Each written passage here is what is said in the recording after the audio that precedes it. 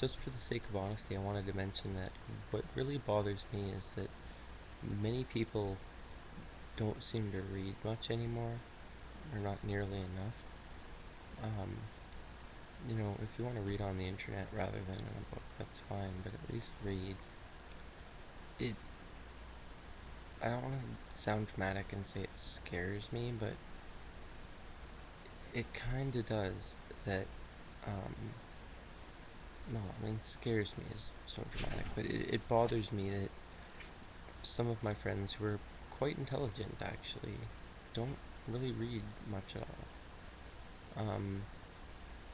And it bothers me when I go to say something about history, to even do something as simple as make a joke or to connect something to something else or to illustrate a point. Often people just don't know what I'm saying. Um, I'm not absolutely perfect at explaining everything, but when I say something like that, it's one of those things where if you know certain things, you'll get certain things. Like if you have a general knowledge of history, you'll probably get any illustration, point, joke, or whatever I would make that has a historical context. Unless it's something really, obscure.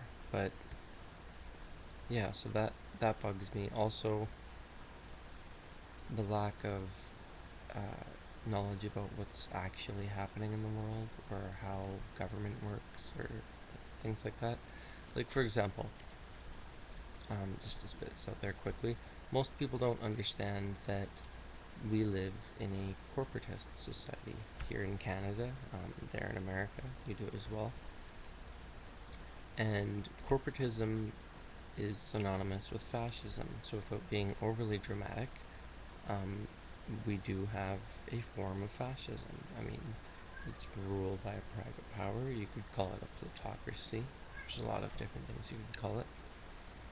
I mentioned this in the bus the other day, and some thug uh, told me, "Why don't you shut the fuck up, man?"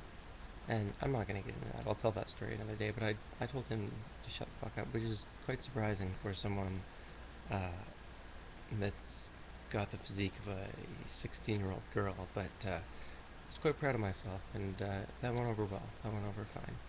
But I, yeah, it's definitely worth explaining in detail because that was quite a situation. I mean, yeah, it took a long time. Anyway, but I wanted to stay on topic for this, and I never usually do a quick record, and this is why. So, yeah, I think people should know more about history and about science in general. I'm sure you know that many different things, including religion, are a bit of a drain on rational thinking.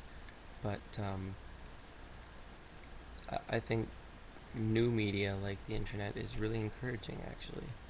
If it's used properly, it can actually be a very powerful force for learning. There's a website. I'm not going to mention it because I don't want it harassed. There's a website, for example, that strives to spread educational documentaries. It's a torrent site. Yes, it is illegal downloading, and which is a fucking retarded concept in and of itself. That's another topic. Um, but the idea behind the site is that they try to spread as many documentaries as possible on science and other topics, historical topics, psychology, etc. And there are no ratios for those of you who don't understand how torrents work. If you have a ratio system, um, you know, there's a balance between what you get and what you give. Some ratios are only set up so that if you violate the system too much, you're just booted off. Some ratios actually, if you have a positive ratio, that actually sometimes translates into faster download times and whatever else. But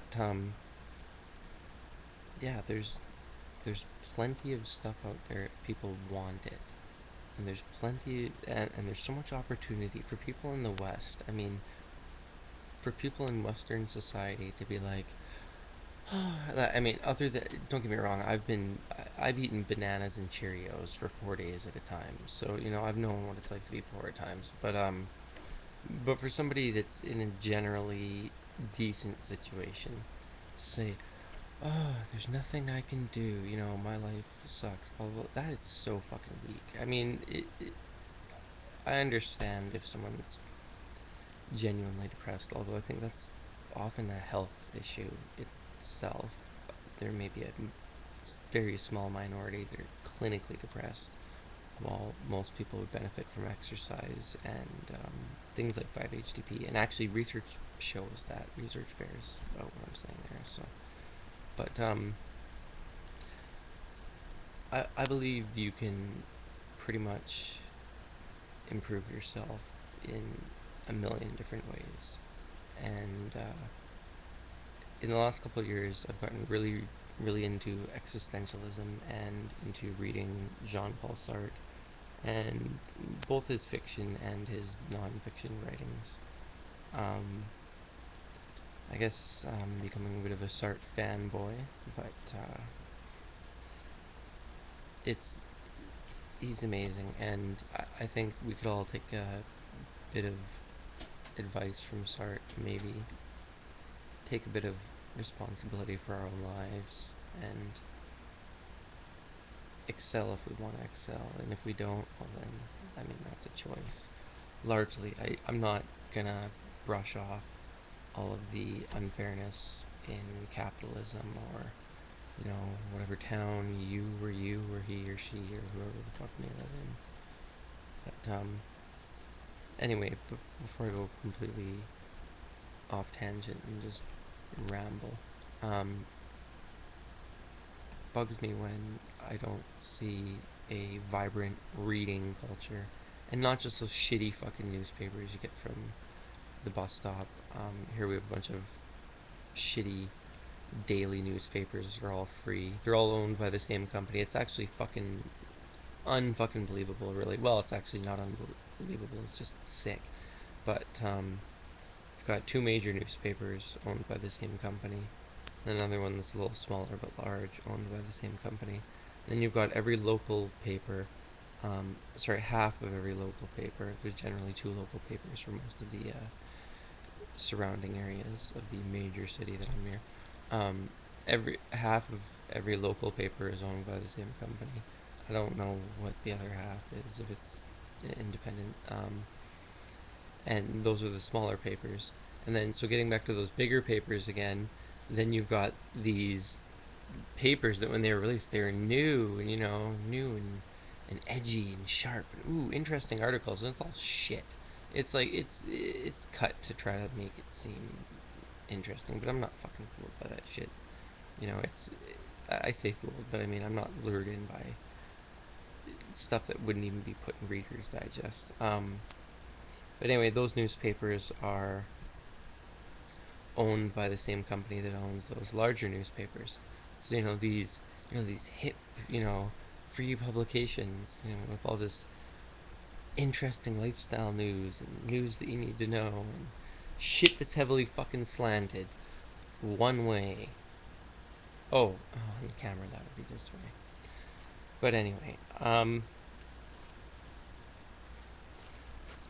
yeah, so it bugs me that I don't see more of a vibrant reading culture. It bugs me that we don't focus more on enriching children. Canada has a very, very incredible record in terms of education science. Internationally, we are absolutely kicking ass, but I think we could do more. Our internet sector, or ID sector, as well, is just phenomenal. I hope it still is. I mean, it was 2 years ago. But yeah, Canadian kids kick ass at math and science, some of the top ranked in the world. But it bugs me that I don't see enough of reading culture, especially around some of my peers that I care about. It bugs me that people don't know about the news more often enough. But I think new media can actually change that. It's just going to take smart people that are willing to, and at many times, work for little to nothing, especially in the early stages, to get things moving. So